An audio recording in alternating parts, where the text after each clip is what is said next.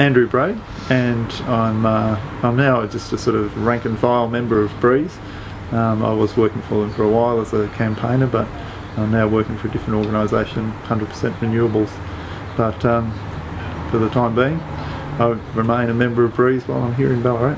It's really the sense that I started to get nearly 3 years ago of the seriousness of climate change and the danger it has for both our livelihoods here in Australia and internationally, and the realisation that unless we really start knuckling down to it in the next years, not decades but years, then we're not going to be able to turn it around. So it was important that I sort of threw everything I could at doing something about it in the area I live in.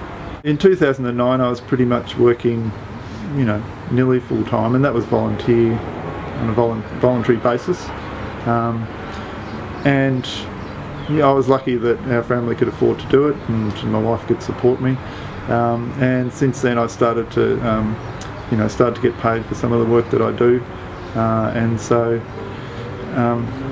yeah, that's been a good situation for our family. But certainly it's a very all-consuming kind of occupation. It's a bit hard to switch off when it comes 5 o'clock. Since my kids were born, I've spent a lot of time at home looking after them, and so it has been a bit of a change, actually working in this field and having to balance the family duties and looking after the kids and doing the runs to ballet classes and all that sort of stuff that you still have to do, with a job that feels very important. It does take a bit of an emotional toll, I guess, because you put your head above the parapet and people will shoot it off, and mostly that's sort of the cut and thrust of the whole arena. But it's not very nice to go and tell people that you think they're wrong. And particularly when they're people who and you live in the same community as them. So, but you just have to kind of roll with the punches. And I guess one of the sort of comforts of the thing is that the people I'm working with, are really positive and sort of switched on people, and we understand that it's an important fight that we're fighting. So you just deal with what comes your way. It's been pretty small beer, really. I mean, some of them have they've received death threats and all sorts of things. Yeah, and I've copped a bit of heckling and that kind of thing, but it's nothing like what some of those climate scientists are having to put up with in the course of just doing their job. It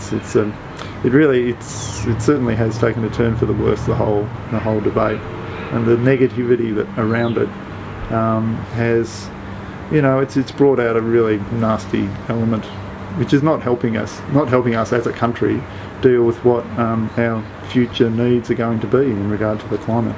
What's your response to the passing of the carbon price legislation through the Lower House? Look, I think it's a really fundamental moment, actually. I mean, look, you can never say that it's put to bed until it's put to bed, and it still has to go through the Senate. So, maybe that sort of question is one for 6 weeks' time or so, when it finally comes up to the Senate and is finally passed. But nevertheless, having a carbon price in place in our Australian economy, I think it is just crucial. And it'll go in. The sky won't fall in. It hasn't yet. I don't think it's going to after 1st of July next year. And it makes sense, really, that if as part of our business we are polluting the environment and making it worse for ourselves, and we're not pricing that, then it's just the economic system's all wrong. And so bringing that in is just a simple way of saying, as we do business, if we're polluting the environment, we need to pay for it so that we can bring on the transition to help us stop doing that. So I think that's good. Having said that, the package itself is not everything we could have wished for. It does have an important renewable energy component, which is good. The new Clean Energy Finance Corporation, which will help drive investment in renewables and bring forward and commercialise a lot of the technologies that are still finding their way into markets, or there's barriers to their uptake. So that's a good part of it as well. Our businesses will need to adapt to the higher prices of different components of their cost base, I guess. So that, and that'll require some innovation and some investment, which I think will be useful. And for some particularly innovative firms, and we have a number of them here in Ballarat, they'll really seize upon that, and they'll use it as a stimulus to work a bit harder, find some cleverer ways of doing things. So I think in that sense it'll open up lots of opportunities and bring a lot of positives.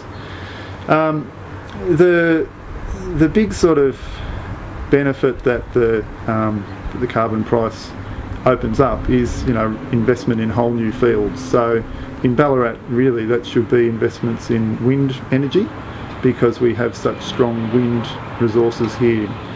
We have, the sun shines here, but it's not as strong as it is in Mildura or, northern New South Wales.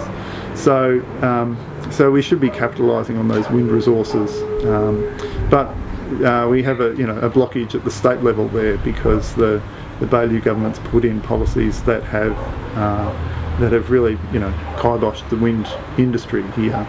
The main changes that Baillieu's brought in are some no-go zones, and there are dozens of them around the state. There are ones around sort of population centres here in Ballarat, and places like Balan would also be part of that, Ararat. And also it's a right of veto for any resident within 2 kilometres of a turbine, and that's the one that'll make the difference around here, because it's reasonably well populated area, even the rural parts of our region. And so that makes the process of negotiating turbine placement and things like that much more difficult. And so they've allowed most of the approvals that were done under the Labor government to proceed. But after that, a number of firms have said it's just going to be too hard for us to work that out in Victoria. We'll take our business elsewhere, and it may be to other states, and they'll set up wind farms in New South Wales or Queensland or South Australia, or possibly overseas. So Pacific Hydro, for instance, has said it's just going to be too hard to work in Victoria. They're part of a global market, so they'll take their capital to other places where renewable energy investment is favoured, and the planning regulations make it easier to do business. There aren't any other industries in Victoria that are subject to anything like that 2 kilometre veto. So you could have a coal mine put within 500 metres of your place, and Anglesea Primary School, for instance, may have the Alcoa coal mine extending to within 800 metres of their boundary, and they're just going to have to suck that up. In Bacchus Marsh, there's a new brown coal mine proposal there, and the residents have nothing like a veto over that. In Morwell, there's a new coal-fired power station being put in there, and if it goes ahead, that would have something like 2,000 people within 2 kilometres of it. No, not one of those people would have a right of veto. So it's a specifically wind farm only thing, and it really says the government thinks wind farms are the worst, the most dangerous, without having done any sort of homework on, are there specific health effects? That question's very much still an open one. They're saying that these are the worst developments you can have. Will they genuinely be as hard to work around as they're saying? Wind farms come in different shapes and sizes. So some of them, some smaller developers, for instance, who put in wind farms that are only, say, 2 and 3 turbines, or maybe 5 or 6. If they have a single person there and they can't put their turbines in the spot where they've made an agreement with the landholder or whatever it happens to be, then that's the whole wind farm just knocked out. And so there's no sense in the laws of different needs at different levels. So there's no flexibility around a smaller wind farm, for instance. Whereas if you have a large one, let's say 100 turbines, if there are a handful of landholders that say, well, no, we don't want them here and we don't want them here, you can still make it fly with, say 80 or something by knocking some out. But even that becomes more difficult because the companies have very little say in the end over whether they'll be allowed to do it or not. I mean, it gives more power to the people who live around there to to have a say over their own area, and I think that's a good thing. But I think it's just pushed that too far, and particularly when you have groups like the Landscape Guardians and going out and saying all sorts of outrageous things like you'll get a heart attack within 10 kilometres of a wind turbine, and it'll make the wool on your sheep snap. There's all sorts of things that are being thrown around, and a lot of people are sort of going for that, and it makes people nervous. We're getting wind farms in our area. What's going to happen? Anything could happen. I've heard this, I've heard that, and I think that that's a big factor in a lot of the concern around it. The existing developments that will, a number of which will still go ahead. Some of them won't, because they'll become subject to the new laws and won't be able to continue.